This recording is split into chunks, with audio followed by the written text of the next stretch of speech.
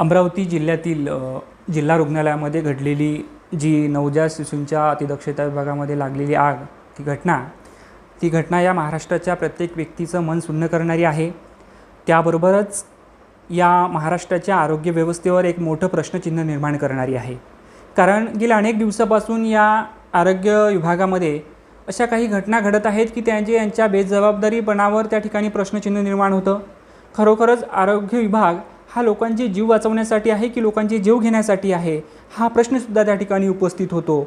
आणि या महाराष्ट्राचे आरोग्यमंत्री या घडणाऱ्या घटनांना एकदम हलक्यात घेऊन त्यावर कुठेतरी चौकशी आयोग नेमू, दोषी अधिकाऱ्यांना कठोर कारवाई करू, असं कुठेतरी एक खोटं आश्वासन देऊन त्या ठिकाणी निघून जाण्याचा प्रयत्न करतात। अशीच अमरावतीची घटना आहे की अमरावतीच्या नवजात शिशूंच्या अतिदक्षता विभागामध्ये त्या ठिकाणी ती लागलेली आग, त्या आगीमध्ये त्या 3 नवजात शिशूंचा झालेला मृत्यू, ही जी घटना आहे या ठिकाणी ज्या आईवडिलांनी आपल्या येणाऱ्या बाळाची स्वप्न रंगवली होती की आपल्या घरामध्ये एक नवीन सदस्य येणार आहे, आपलं बाळ येणार आहे, आणि त्या आनंदाने ते आईवडील हुरळून गेले होते। त्यांच्या डोळ्यामध्ये ते आनंद अश्रू होते की आपलं बाळ, त्या बाळाला, त्या आईला जन्म दिल्यानंतर त्या बाळालासुद्धा तिला कडेवर घ्यायलासुद्धा मिळालं नाही, त्या बाळाचा लाड करायला मिळालं नाही। ज्या बापानं आपल्या लेकराची स्वप्न रंगवली होती तो बाप त्या दवाखान्याच्या पायरीवर बसून ढसाढसा रडत होता आणि या व्यवस्थेला न्याय मागत होता।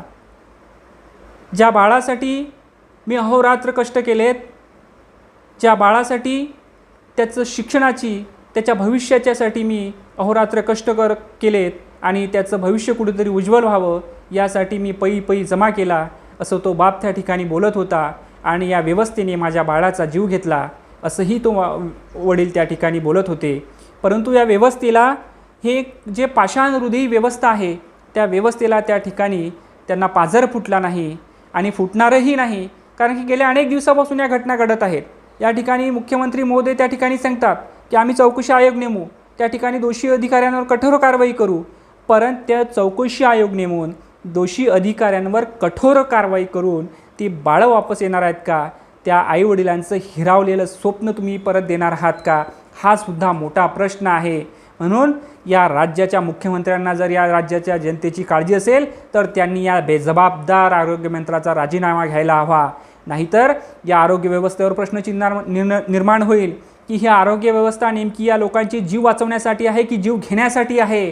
म्हणून हे सरकारने या राज्यातल्या जनतेचा अंत पाहू नये।